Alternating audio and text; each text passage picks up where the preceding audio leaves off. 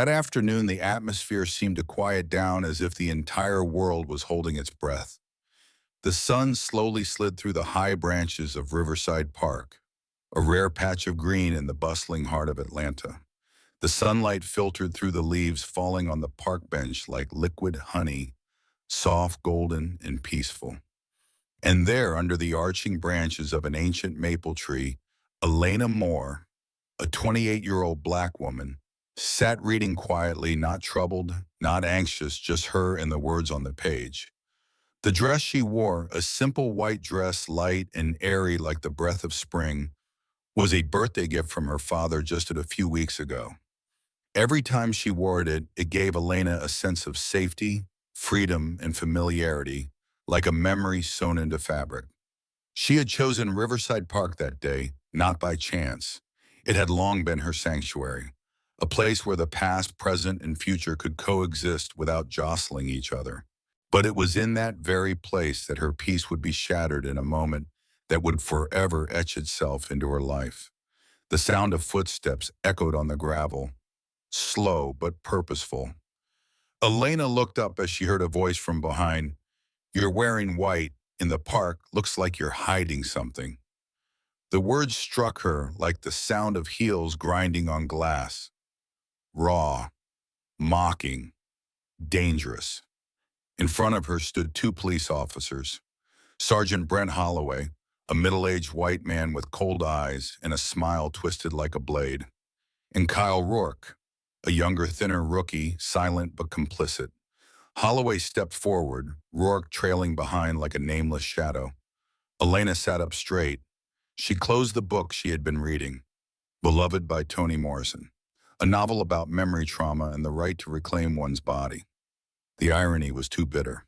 "Is there a problem with reading in the park?" she asked, her voice calm, though her heart raced with an alarm echoing in her chest. Holloway didn't answer right away. He just laughed, a grimy, contemptuous sound. His right hand casually swung the baton, not to threaten but like a toy. But his gaze wasn't playful. It passed over Elena's body as if trying to strip her of her very existence, her humanity. Then it happened, swift as the snap of a finger. He used the baton to lift her dress, not to find anything but simply to degrade her. Rourke laughed, not a comfortable laugh, but one of someone trying to fit in with the crowd, scared to stand alone against what was wrong. Elena froze, panicked hands trembling as she pulled the dress down. Her eyes widened in pain, not from the physical touch, but from the weight of the power pressing down on her body, used as a tool to publicly humiliate her. "You sick bastard," she gasped, her voice choking with tears. Her breath came in quick gasps. The ground beneath her felt as though it were crumbling. Holloway stepped closer, lowering his face to hers. His breath stank of stale cigarettes and rotting power. "You think because your father is who he is, we'll be afraid," he sneered. "Go ahead, call him. Have your daddy come down here and see." Elena didn't respond, but her hand had already clenched the phone, not to call anyone, but to record the entire incident. His image, his voice, his actions, all being captured, broadcasted, streaming live to the world, revealing the ugly truth of a corrupt system of justice. Rourke started to panic as he noticed the camera. "Turn that off," he stammered, but it was too late. A few passers-by had already stopped. Some pulled out their phones. An elderly woman with glasses stared fixedly. A young boy on a bicycle stopped, wide-eyed in disbelief. The sunlight remained soft golden, but it was no longer peaceful. It became the light that exposed. Elena stood up. Her eyes blazed. Her voice didn't shout, didn't scream, but it was strong enough to make everyone hear. "I'm a citizen. I'm here lawfully, and you will answer to the law for what you've done." Holloway laughed again. "You're just a pompous black girl. The white dress won't make you any cleaner. Out there, you're just noise." His mistake wasn't just in his actions. It was in underestimating the power of a woman who refused to remain silent. And in that moment, Riverside Park, once a place of refuge, became the first battleground in a much larger confrontation than any of them could have imagined. Elena Moore, despite facing an uncomfortable and humiliating situation, maintained an almost unnatural calm. She was not the first to confront racism or abuse of power, but what made her different was her clear understanding of the power she held. A power that did not come from the white dress she was wearing, nor from the serene appearance of a woman peacefully reading a book in the park. Her power came from somewhere else, a place few could anticipate. Elena was the daughter of Malcolm Moore, the governor of Georgia, one of the most powerful states in the United States. And she knew that with just one phone call, that entire system of power would have to wake up. When she sensed the threat from the two officers standing before her, Elena did not rush to react. She didn't shout, didn't try to retaliate against Holloway's insults. She simply reached into her purse, took out her phone, and began recording. The officers thought they were dealing with a weak woman easy to suppress. But what they didn't know was that in her hands, the phone was the tool that no one could predict, no one could stop. As Holloway continued his mocking words, Elena remained unfazed. She knew full well that even though she was a black woman in a racist society, she still had power. Not from her appearance, but from the connections her father held. Governor Moore was a powerful man, and Elena wasn't hesitant to use that connection. But what was more striking was her attitude, her calm demeanor that left Holloway and Rourke unable to comprehend. When Holloway ridiculed her, calling her a pompous black girl, Elena simply smiled lightly, a smile that only those who truly understood her could recognize in that moment. "I won't just be the girl humiliated in this park. I will be the one who makes you pay," she said, and in her eyes there was no wavering, only resolve and determination. While Holloway thought he could crush the dignity of a black woman with a few vile words, Elena did something even he hadn't anticipated. She was sending a message directly to the world. When Elena turned to look at Rourke, she no longer saw a police officer. She saw just another pawn complicit with a man in power, violating the body and dignity of an innocent person. Elena knew Rourke wasn't inherently bad, but he had chosen the wrong side. She just wanted him to realize that what he was witnessing wasn't a routine check. It was a public act of harassment with the intent to intimidate. And whether he wanted to or not, he had become part of it.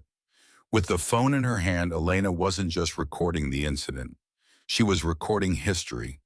This wasn't the action of a weak woman, but of a woman with an understanding of power and justice and how to fight back against it.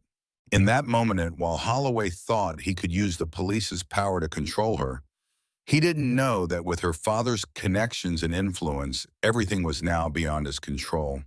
Elena had often told her friends that her life wasn't as easy as it seemed, not because she was the daughter of a governor, and not because everything was handed to her, but precisely because she was the daughter of someone in power. She understood better than anyone else that injustice could happen at any time, and when it did, she needed the tools to fight back. And now her phone was that tool. Instead of panicking or trying to flee, Elena simply smiled while continuing to record the video. She wasn't just protecting herself. She was showing the world that no matter who she was or what power she held, no wrong action in society could be overlooked. And what Holloway and Rourke didn't realize was that when they thought they could crush a woman, they had crushed the respect that society once had for them. As passers-by began to stop, eyes wide open and hands pulling out their phones, Elena realized something important. It wasn't just that she was being insulted, but that the entire system of power around her was being exposed. Although Holloway and Rourke didn't know it, this was no mere public harassment. This was becoming an event that was gradually transforming into a challenge to power and justice.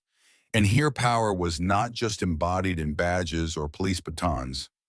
Elena didn't immediately make the call, although she had considered it in her mind. She knew that regardless of what happened, this situation would not be resolved in an instant. But as she felt the tension in the air and looked into Rourke's uneasy eyes, Elena knew the moment had arrived. She had to do something. A call, a brief but powerful conversation. Elena opened her phone and scrolled to her contacts.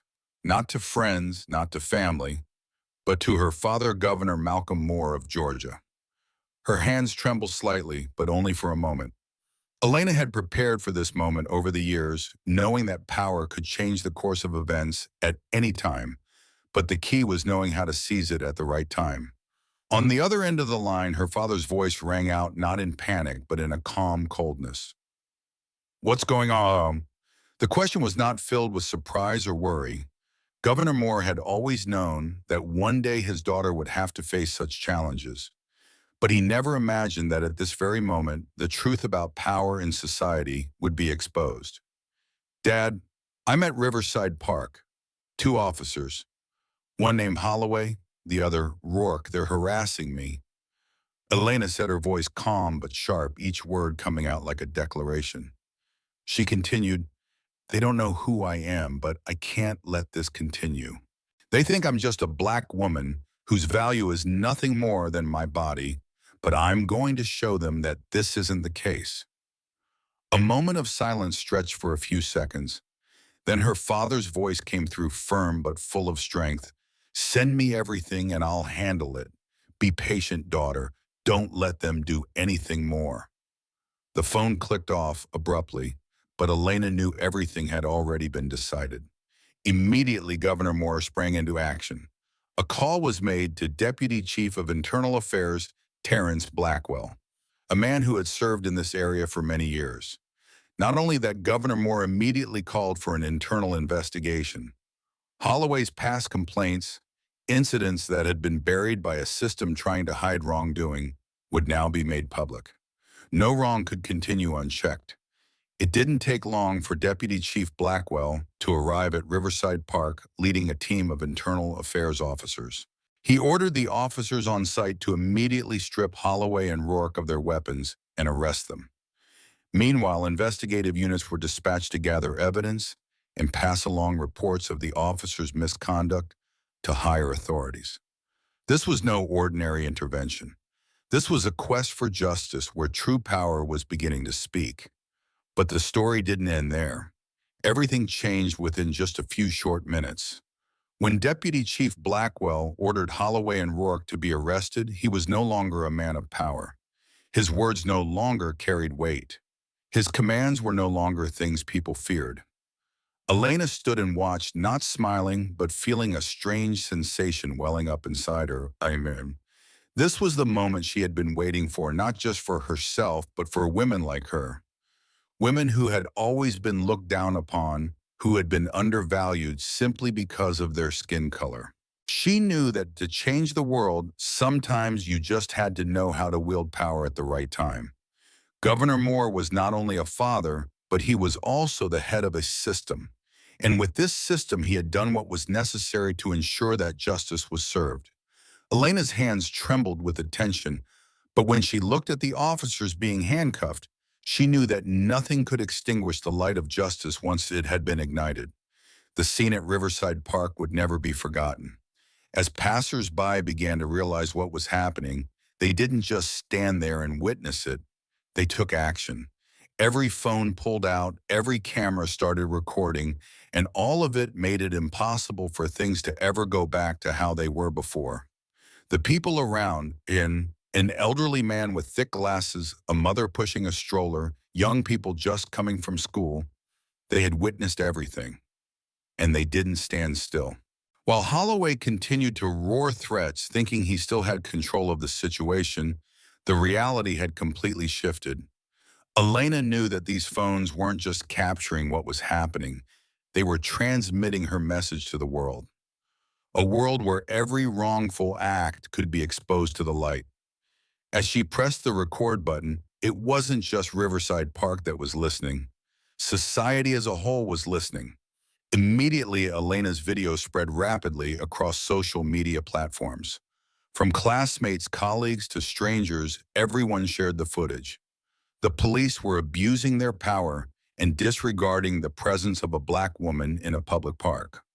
But the truth couldn't stay hidden any longer. Within just a few hours, the video had gathered millions of views, turning the story into the focal point of the city and then spreading nationwide. The media started to pay attention to the event. News stations quickly replayed the video. With urgency, newspapers began reporting on the officer's public harassment. For the first time, Black communities felt that their injustice was not just being acknowledged, but actively communicated to society. But it didn't stop with the mainstream media. People began gathering at Riverside Park. What started with just a few individuals quickly swelled into a large crowd. They were not only sympathizers, but also people who had grown tired of racial discrimination and abuse of power. They came to stand up for justice, not just for Elena, but for everyone who had suffered similar cruelty. The crowd remained unyielding in the face of police threats. They didn't leave even though Holloway repeatedly ordered them to disperse. He threatened that if they didn't leave, he would arrest the protesters for obstruction. But the people did not back down. Elena's story had awakened an anger that had been smoldering in the community for too long. No one was afraid anymore of the empty threats from those who had abused their power. What mattered now was that they no longer trusted those who were using power to oppress. Meanwhile, Deputy Chief Blackwell quickly ordered other officers in the Internal Affairs team, along with the investigation units, to gather evidence and escalate the information to higher authorities. The police system was now facing intense scrutiny. There was no room for cover-ups. The people witnessing the events on their phones weren't just seeing the brutality of the officers, they were also seeing the indifference of a system that had been trying to protect those who abused their power. When the official media outlets began reporting the incident, the rumors that Elena was overreacting were immediately dismissed. No one could defend the officer's wrongdoing anymore. They could not cut off the truth, could not deny that Holloway and Rourke's actions were a serious abuse of power. This wasn't just a personal harassment case. It was an exposure of the systemic racism that still existed within law enforcement, a system that had long tried to hide these painful truths. Additionally, the support from the online community didn't stop. People everywhere began organizing peaceful protests wearing yellow shirts to show solidarity with Elena. Images and slogans protesting the police became a movement not just in Atlanta, but spreading to other major cities. The outrage had reached further than the media and the police could control. In that moment, the truth was laid bare, a truth that could not be changed, could not be erased. And Elena, whether she wanted it or not, had become the symbol of the fight against injustice, against those who abuse power in society. She had done what few dared to do. She lifted the veil of concealment and exposed what had been hidden for too long. The day Elena Moore had never imagined would come finally arrived. After the videos capturing the events at Riverside Park spread everywhere, justice could no longer be deceived. The public's outrage, the fury of a community, brought the case to light, and now it was no longer just a personal story but a much larger battle. A battle against racism and abuse of power in law enforcement agencies. The trial began, and Elena stood in the middle of it all. The courtroom was packed. Journalists, reporters from everywhere, and protesters who had joined the demonstrations were all there to witness the trial. Facing Elena were Travis Holloway and Kyle Rourke, the two officers who had caused her pain. Now, neither of them wore the powerful uniforms they once did, nor were they the proud figures with badges on their chests. They stood in court pale and lacking any confidence. The video Elena recorded showing them harassing and humiliating her was no longer an accidental recording. It was undeniable evidence. In contrast to their arrogant attitudes in the park, when faced with the truth, they became weak and confused. They could not explain or justify their actions. The behavior they thought they could easily get away with had now become a crime that could not be forgiven. They hadn't just committed harassment, they had abused their power, and before justice could speak the truth, had already exposed everything. Prosecutor Jasmine Cole, who led the trial, would not allow any deception to exist. In her accusations, she clearly stated that this case was not just personal harassment. It was a clear manifestation of the racist system within the police force, a system that had protected people like Holloway and Rourke. What they thought was untouchable power was now what had led them to stand before the court unable to escape. Elena stood there silent, but her gaze said it all. She was not just a victim in this story. She was the one who brought the truth to light, the one who broke the shield of power that abusers had built over many years. She was not a puppet in a broken system. She was the one pointing out every crack in it. With support from civil rights organizations and thousands of people behind her, the trial became not just Elena's fight. She represented all those who had been oppressed, those who couldn't speak up, those who had been forced to endure injustice in silence. And now she was no longer alone. A whole community stood with her because they understood that change begins in moments like this. When the jury delivered their verdict, no one in the courtroom dared to breathe a sigh of relief. This was not an easy outcome. It wasn't a simple reassurance to make everyone forget the story. This was a powerful statement from Justice Holloway and Rourke, were not only convicted of harassment, but also of representing a system that society could no longer tolerate. They were convicted not just for what they did to Elena, but because they had violated the fundamental principles of justice and human rights. Elena looked at the verdict, no tears falling, only pride and determination. She didn't need sympathy from others. She didn't need pity. She had fought for herself and for everyone like her. She had stood up not for revenge, but to enforce justice and show that no one could abuse power without facing consequences. That day, Riverside Park was not just the place where a tragedy began, but also where a new symbol of resistance and justice was born. When the court's verdict was delivered and the two officers, Holloway and Rourke, were stripped of their power and faced the punishment they deserved, Elena Moore became not only a woman protected from the abuse of power, but also the person who sparked a revolution in the heart of Atlanta and perhaps across the country. She was no longer a victim, but a role model for those who had remained silent and endured injustice. Public opinion continued to fuel the flames of support for her. The community didn't just stand behind Elena. They saw in her a representation of all those who had been disregarded, oppressed, simply because of their race and gender. Elena's story was not just an isolated case, but a reflection of an entire generation of Black women who had endured and never had the opportunity to stand up to those who abused their power. On the last day of the trial, when everything was concluded and Holloway and Rourke were taken away, Elena was no longer a girl standing on the sidelines of society. She was at the center of a historic struggle. She didn't need to do anything more to prove her worth. With just her resolve and inner strength, she had forced an entire system of power to change. And that's why Elena's story was no longer just her own. Her image, the Black woman in the white dress, became an indelible symbol. Wherever there were protests against injustice, wherever anyone called for change in society, Elena Moore's name was mentioned.